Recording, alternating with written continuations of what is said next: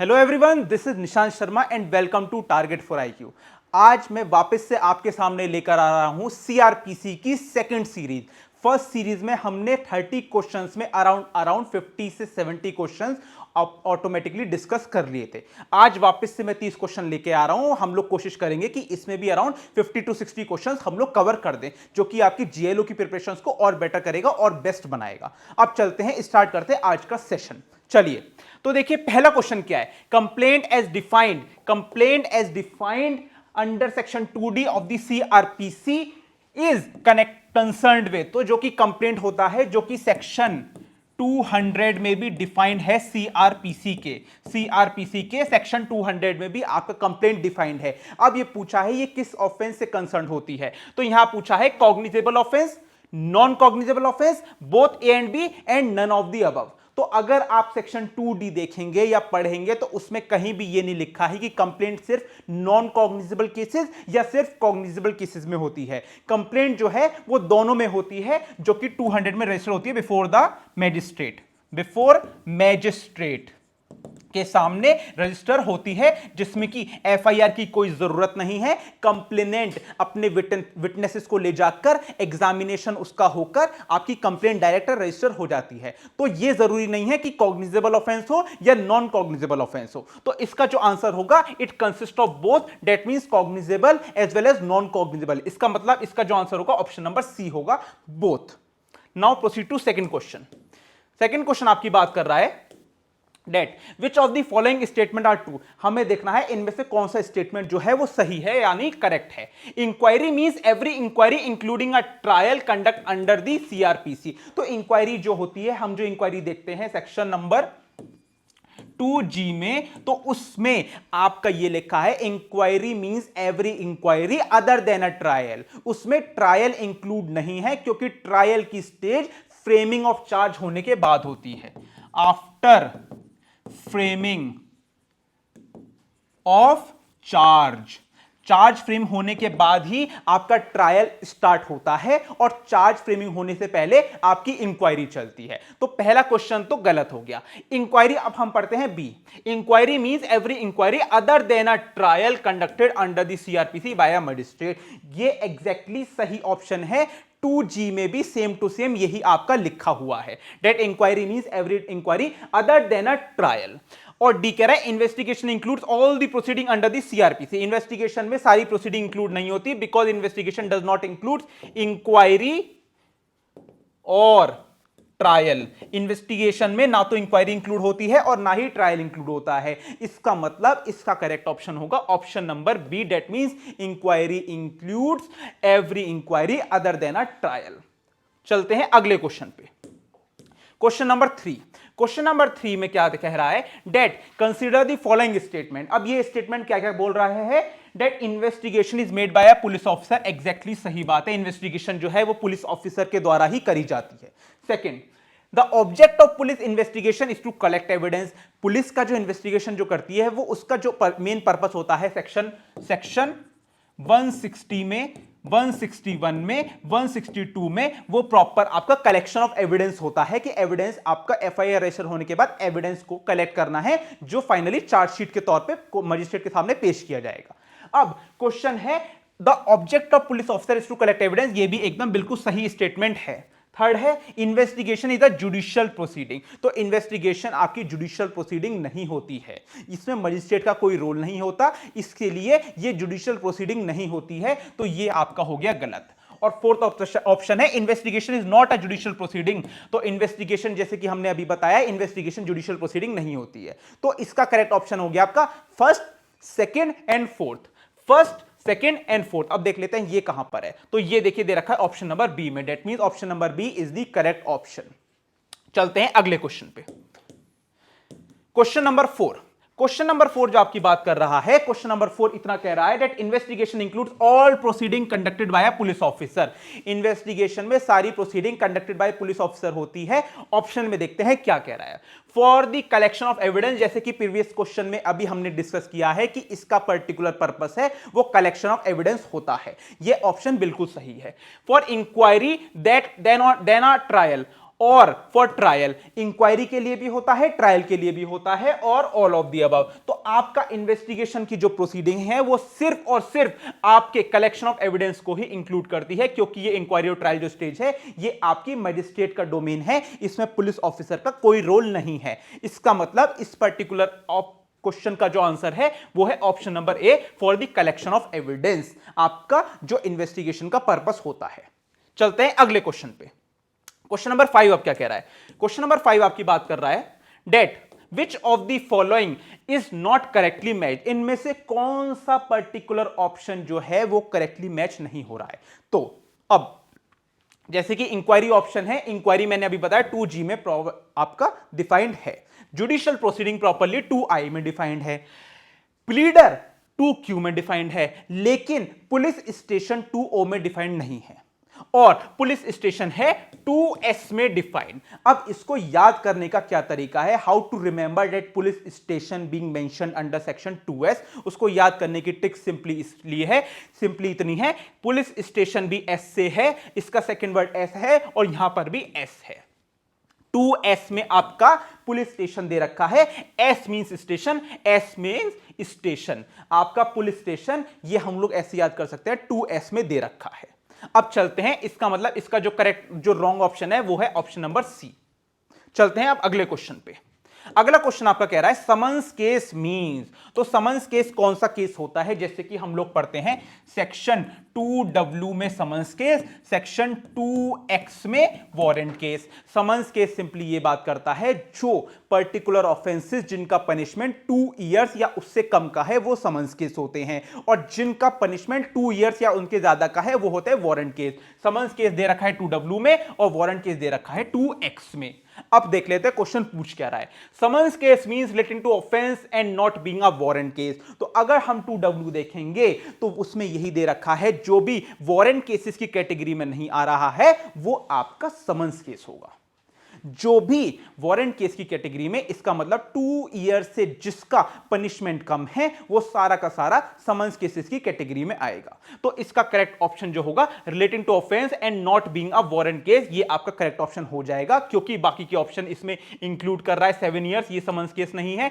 Summons are issued, जरूरी नहीं है कि समन्स केस वही है जिसमें समन्स ही इशू होगा, ऐसा जरूरी नहीं है। इसका करेक्ट ऑप्शन अगर हम देखें 2W में दे रखा है विच is not a warrant case, तो इसका करेक्ट ऑप्शन हो जाएगा आपका ए। चलते हैं अगले क्वेश्चन पे, क्वेश्चन नंबर 7। क्वेश्चन नंबर 7 आपकी बात कर रहा है that the stipulation that all offences under IPC would be tried according to the provision the CrPC. सारे के सारे ऑफेंसेस जो हैं वो आईपीसी के, वो सीआरपीसी के अकॉर्डिंग ट्राई होंगे। ये कौन से सेक्शन में है? तो ये है आपका सेक्शन नंबर 4 में डिफाइंड।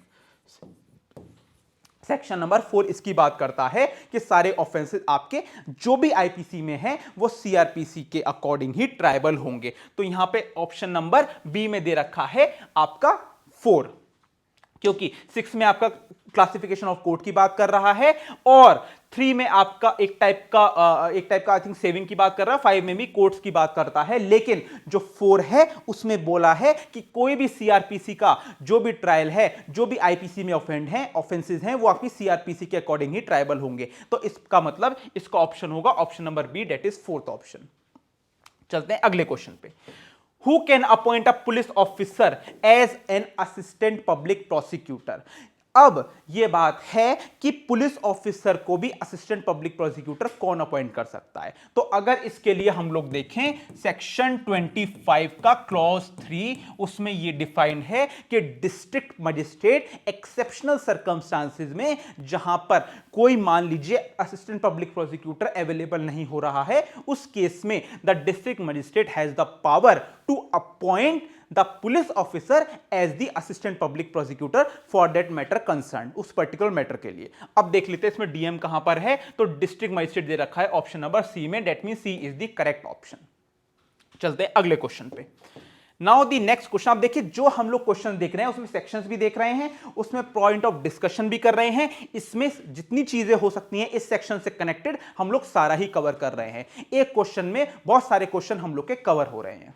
अब चलते हैं क्वेश्चन नंबर 9 क्या बात करता है। क्वेश्चन नंबर 9 कहता है कि विच of the following sentences high court can पास। तो देखिए हाई कोर्ट जो है वो कॉन्स्टिट्यूशनल कोर्ट माना जाता है और हाई कोर्ट जो है उनकी कोई लिमिटेशन नहीं है, they can pass any sentence as per law, जो उनको सही लगता है। और इनहेरेंट पावर्स भी हाई कोर्ट की सेक्शन नंबर 482 में डिफाइंड है।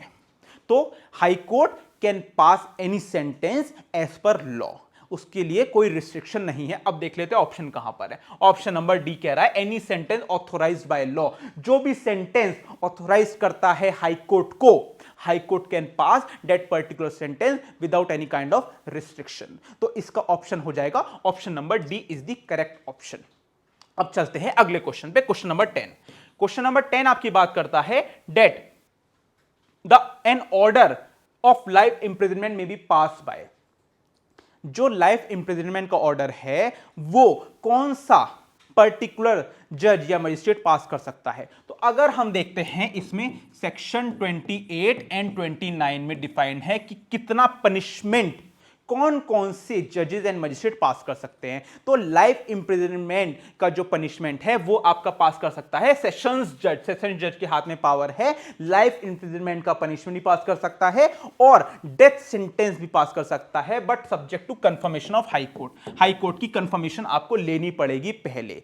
उसमें आपका सेक्शन 366 डिफाइंड है जो ये कहता है कि सेशंस जज जो है वो डेथ सेंटेंस तो पास कर सकता है, बट उसके लिए कंफर्मेशन चाहिए होती है आपकी हाई कोर्ट की। तो इसमें जो है लाइफ इंप्रिजनमेंट जो है सेशन जज आपका पास कर ही सकता है। अब बाकी देख लेते हैं, बाकी सीजेएम कौन कितना पनिशमेंट पास कर सकता है। तो सीजेएम के पास है पावर 7 ईयर्स की, 7 ईयर्स तक की सीजेएम पनिशमेंट दे सकता है। और बाकी के ऑप्शन देखिए, मेट्रोपॉलिटन मजिस्ट्रेट और आपका मेट्रोपॉलिटन सिटीज में मेट्रोपॉलिटन मजिस्ट्रेट होता है एंड नॉन मेट्रोपॉलिटन सिटीज में आपकी magistrate of the first class होता है। और इन दोनों की पनिशमेंट जो है वो सेम है, 3 इयर्स तक का पनिशमेंट ये पास कर सकते हैं, 3 इयर्स। तो इसमें कोई प्रॉब्लम नहीं है। यहां तक हो गई बात क्लियर। अब हम चलते हैं अगले क्वेश्चन पे। अ memorandum of arrest, a memorandum of arrest of an arrested person is required to be signed and attested by one member of। अब देखिए मेमोरेंडम ऑफ अरेस्ट जो होता है, जो आपका सेक्शन 41B में बात करता है सीआरपीसी के, वो ये कहता है कि आप जिसको भी अरेस्ट करने जा रहे हैं, एक तो उस पर्टिकुलर पर्सन का सिग्नेचर होगा, दूसरा आपके फैमिली मेंबर का होगा या फिर कोई क्लोज रिलेटिव का सिग्नेचर होगा, या फिर आपकी लोकेलिटी में कोई रिस्पेक्टेबल मेंबर रहता है उसका सिग्नेचर होगा उस पर्टिकुलर मेमो पे, जो अरेस्ट मेमो होता है। तो इसमें देखते हैं ऑप्शन क्या है। His family member and one of his relatives, his locality and one of his relatives, other locality and other family members and his family और one member of the locality and counter sign by the person arrested. या तो family member करेंगे sign, या फिर कोई और जो कि लोकेलिटी में है वो सिग्नेचर करेंगे, प्लस आपके काउंटर साइन होगा उस पर्सन से जिसको अरेस्ट किया जा रहा है। The person against whom an arrest has been made has to made a signature which is considered to be a counter sign। तो उस केस में अगर करेक्ट ऑप्शन देखें, आपका फैमिली मेंबर करेगा या फिर कोई और मेंबर करेगा लोकेलिटी वाला, या फिर और एंड देखिए दे रखा है, एंड जो होगा काउंटर साइन होगा बाय द पर्सन अरेस्टेड, जिसको अरेस्ट किया जा रहा है वो भी सिग्नेचर करेगा। अब इसका ऑप्शन अगर करेक्ट होगा तो वो है option number D is the most correct option. अब चलते हैं अगले क्वेश्चन पे। वेयर शैल द गवर्नमेंट, देखिए क्वेश्चन है where shall the state government establish a police control room. State government जो है वो पुलिस कंट्रोल रूम कहां इस्टेब्लिश करेंगी। तो इसके लिए हम लोग पढ़ते हैं section 41C of CrPC. Section 41C of CrPC कहता है कि स्टेट गवर्नमेंट चाहे तो डिस्ट्रिक्ट लेवल पर भी और स्टेट लेवल पर भी आपका पुलिस कंट्रोल रूम जो है इस्टेब्लिश कर सकती है। अब देख लेते हैं ऑप्शंस।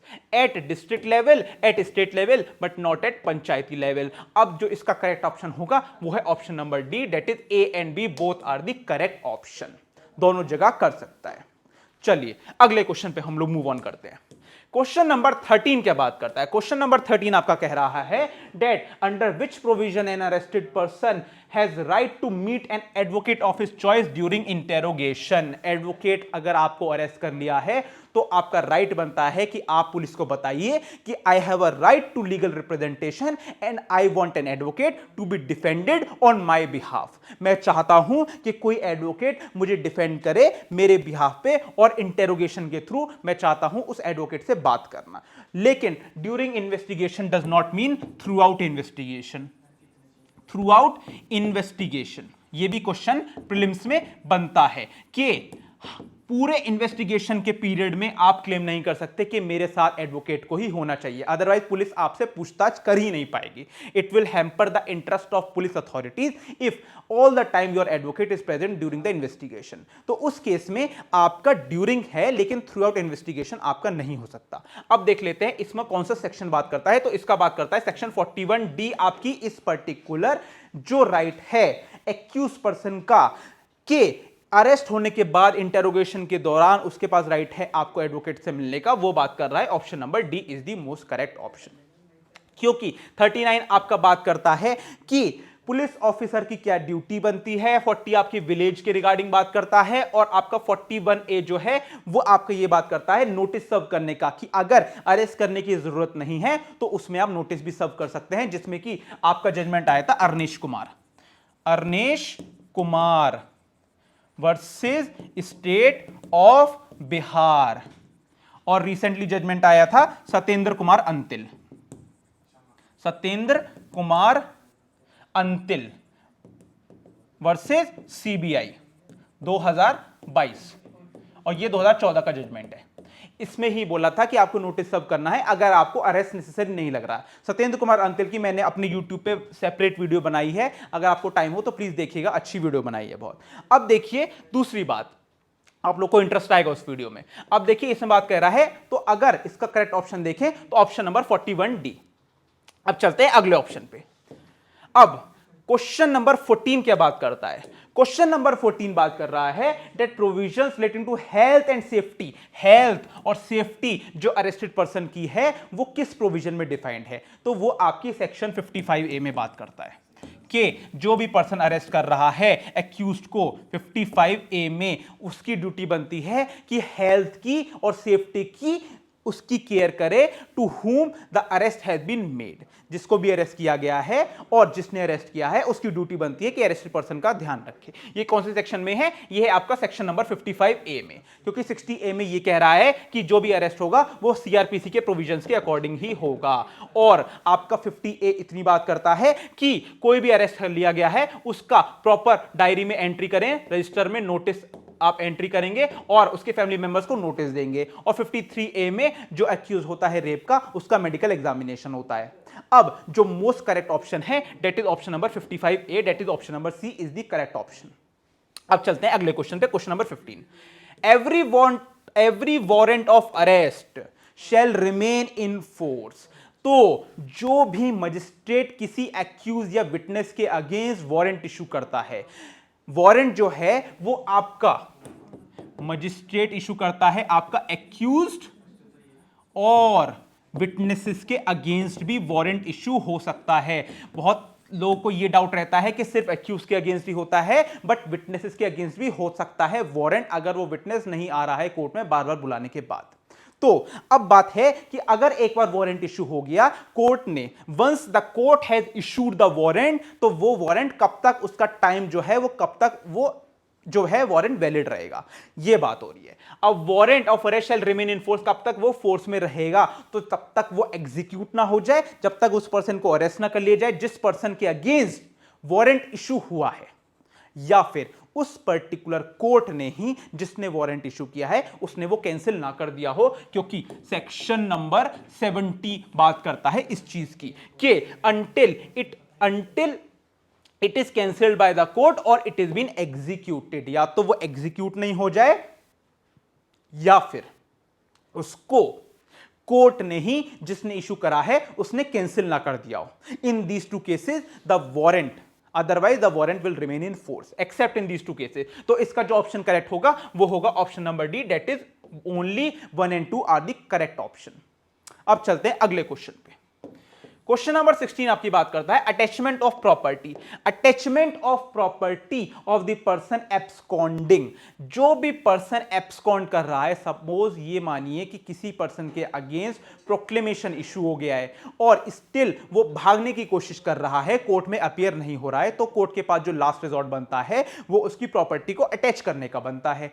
अब इसमें पूछ क्या रहा है? पूछ ये रहा है issued after publication of the proclamation. तो हो सकता है प्रोक्लेमेशन के बाद कोर्ट जो है अटैचमेंट का ऑर्डर इशू कर दे प्रोक्लेमेशन के बाद, या फिर यह भी हो सकता है साथ की साथ जैसे ही आपने प्रोक्लेमेशन का ऑर्डर इशू करा, आपके साथ की साथ साइमल्टेनियसली आप प्रोक्लेमेशन के साथ अटैचमेंट का ऑर्डर कर रहे हैं। जो किस केसेस में बनेगा? जब एक्यूज अपनी प्रॉपर्टी डिस्पोज ऑफ करने वाला है या शिफ्ट करने वाला है। अगर वो अपनी प्रॉपर्टी को शिफ्ट कर रहा है या डिस्पोज ऑफ तुरंत करने वाला है, तो आप प्रोक्लेमेशन के साथ साथ भी अटैचमेंट का ऑर्डर दे सकते हैं। अदरवाइज प्रोक्लेमेशन के बाद भी अगर एक्यूज कोर्ट में नहीं आ रहा है, इन दैट केस आप जो है प्रॉपर उस पर्टिकुलर अक्यूज के अगेंस्ट अटैचमेंट का ऑर्डर कर सकते हैं। तो इसका ऑप्शन जो है ए भी सही है और सी भी सही है। अब दोनों अगर सही हैं तो इसका करेक्ट ऑप्शन हो जाएगा D, that is A and C both is the correct option.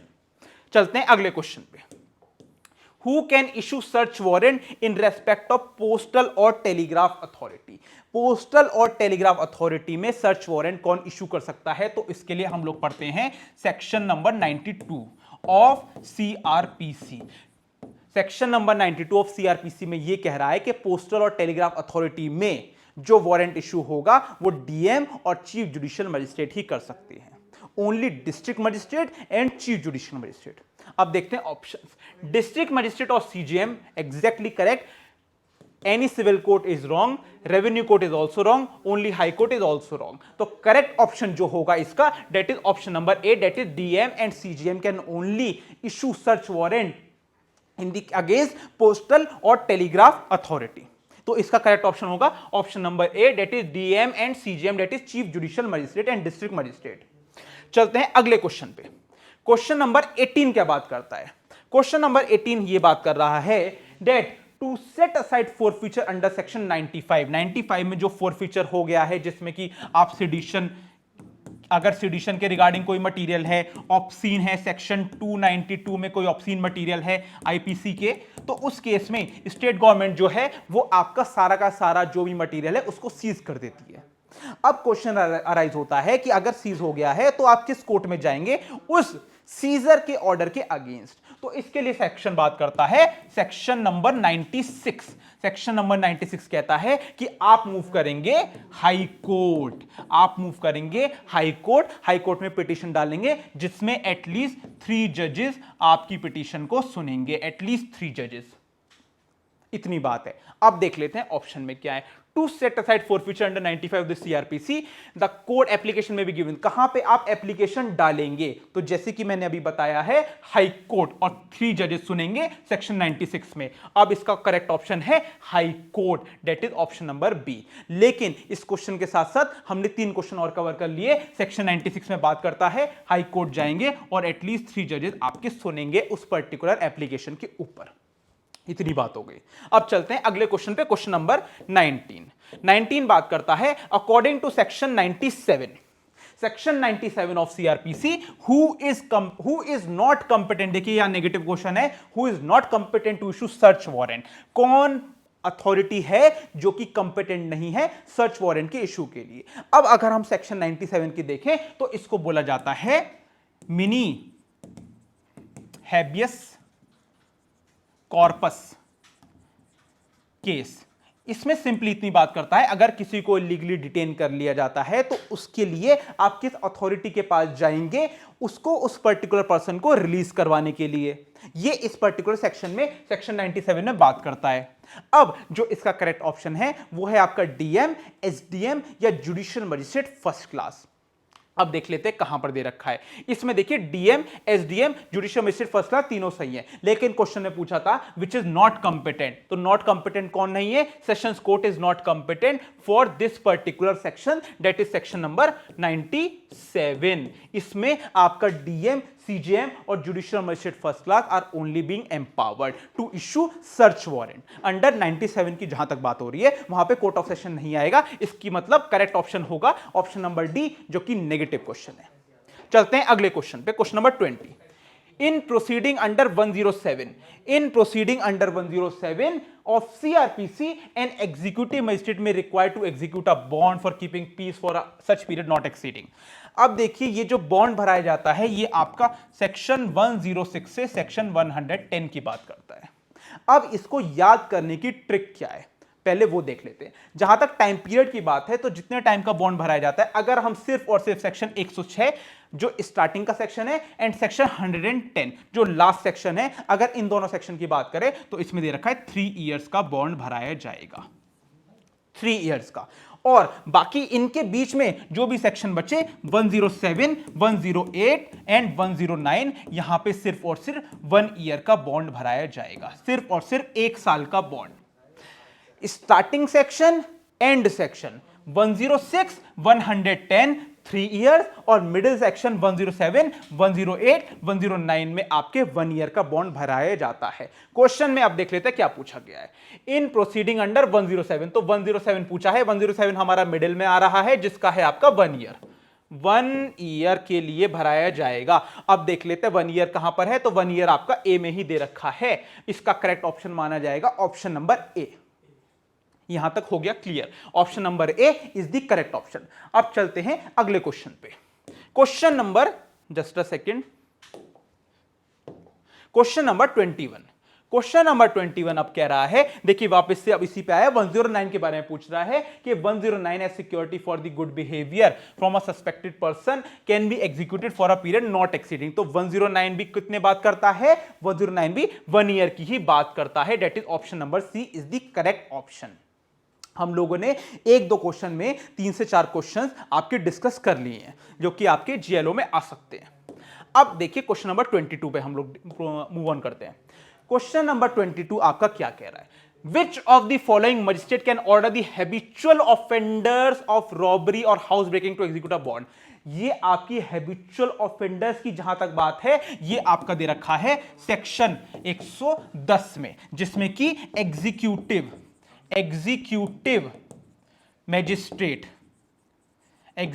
Magistrate जो है उसके हाथ में पावर है बॉन्ड भरवाने की। Executive magistrate has a power to order bond, to order that particular person to fill the bond in this particular section. अब देख लेते हैं इसमें पूछा क्या है। इसमें यह पूछा है किस मजिस्ट्रेट के हाथ में पावर है, that is option number C is the correct option which is executive magistrate. क्योंकि 1010 जहां तक बात करता है वो सिर्फ और सिर्फ एग्जीक्यूटिव मजिस्ट्रेट की आपकी बात करता है और इसका टाइम पीरियड कितना है, 3 साल। क्योंकि 106 और 1110 में 3 साल 3 ईयर दे रखा है। बाकी 107, 108 एंड 109 में आपकी बात करता है 1 ईयर की बॉन्ड की। चलते हैं अगले क्वेश्चन पे, क्वेश्चन नंबर 23। क्वेश्चन नंबर 23 बात कर रहा है कि कोई भी मेंटेनेंस का ऑर्डर जो कि जुडिशियल मजिस्ट्रेट फर्स्ट क्लास करता है आपका 125 में, जेएमएफसी मजिस्ट्रेट करता है आपका मेंटेनेंस का ऑर्डर, वो कितना अमाउंट कर सकता है, तो उसकी कोई लिमिट नहीं है 125 अगर हम पढ़े तो। इसका अगर करेक्ट ऑप्शन देखें दैट इज एनी अमाउंट, कोई भी अमाउंट कर सकता है। चलिए अगला question, question number 24। Question number 24 आपका पूछ रहा है in all proceeding under 125 CrPC, जो 125 सीआरपीसी की प्रोसीडिंग है उस प्रोसीडिंग का नेचर क्या होगा।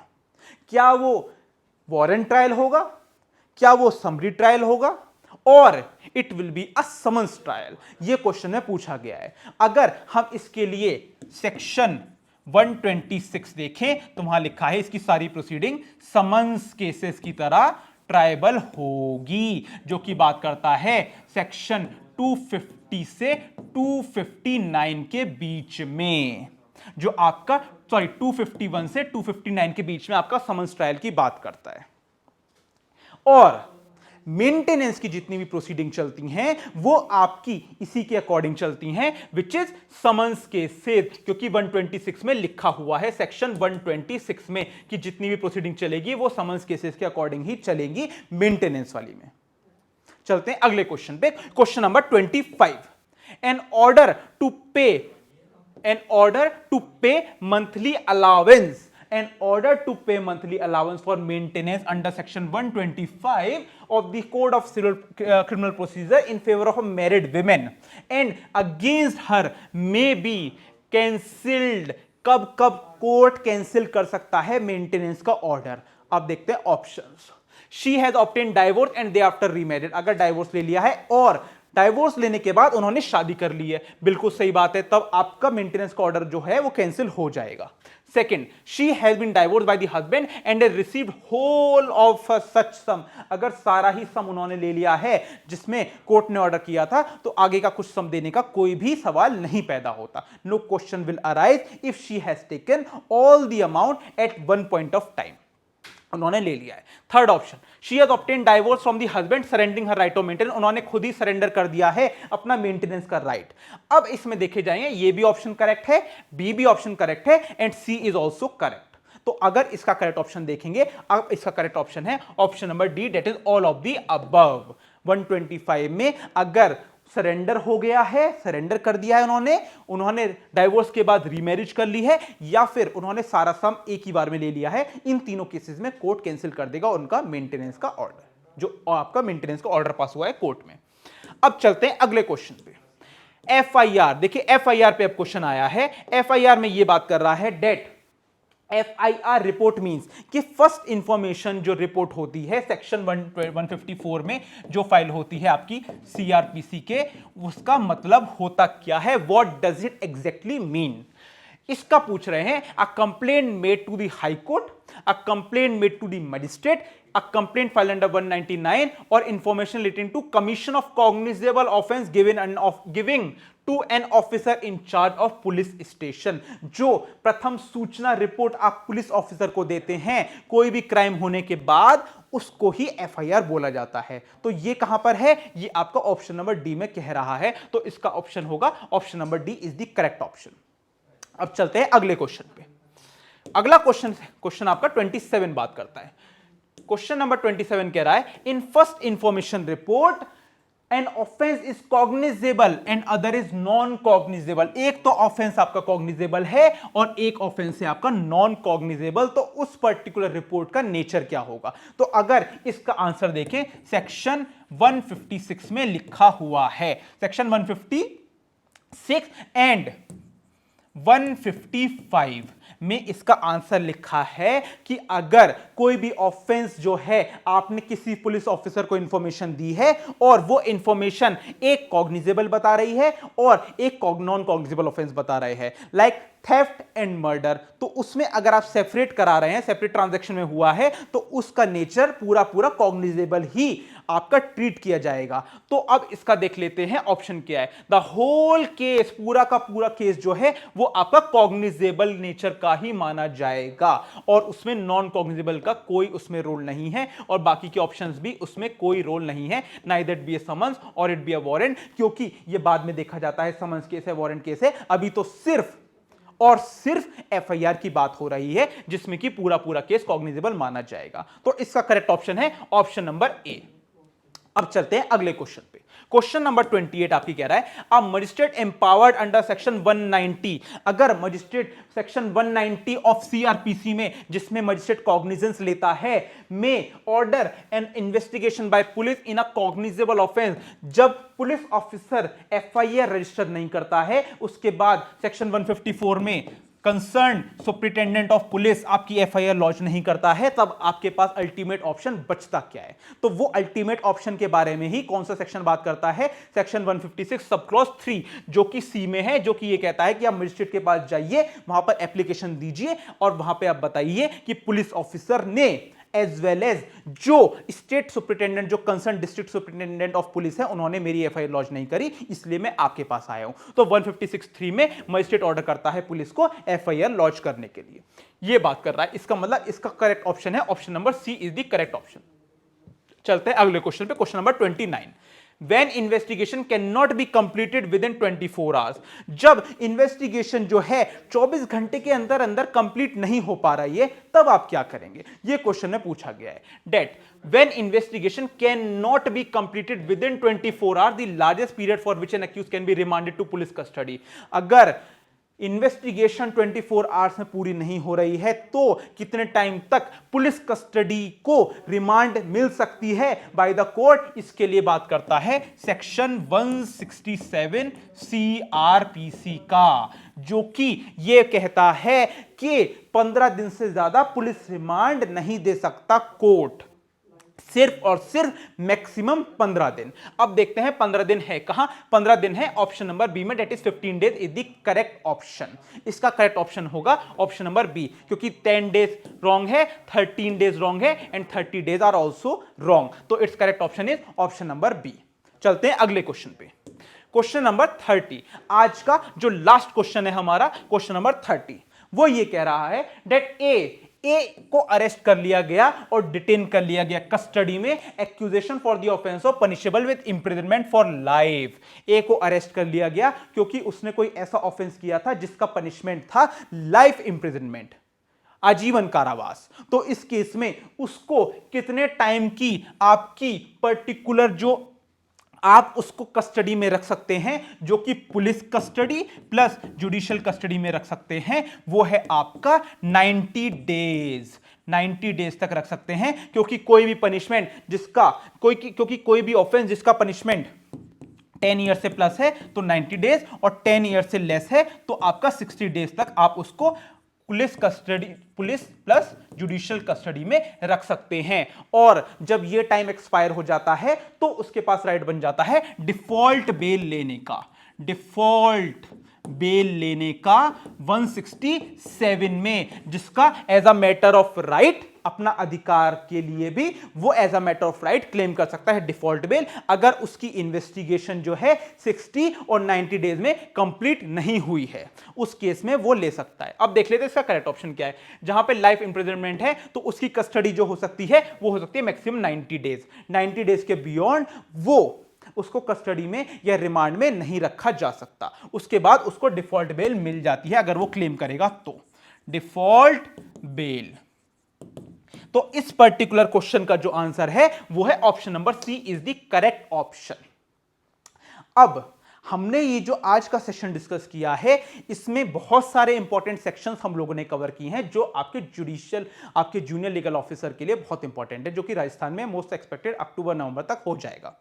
अब यह सितंबर में भी हो सकता है, अभी कोई डेट्स नहीं आई है, बट सितंबर से नवंबर के बीच में आपका एग्जाम हो जाएगा।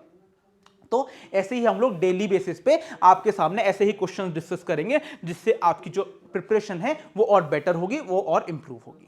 तो आज की इस वीडियो के लिए इतना ही। Thank you very much. बाकी हम लोग अगली वीडियो में और सारे जितने भी सेक्शन हैं वो डिस्कस करेंगे। So thank you very much. हम लोग मिलते हैं आपसे अगली वीडियो में।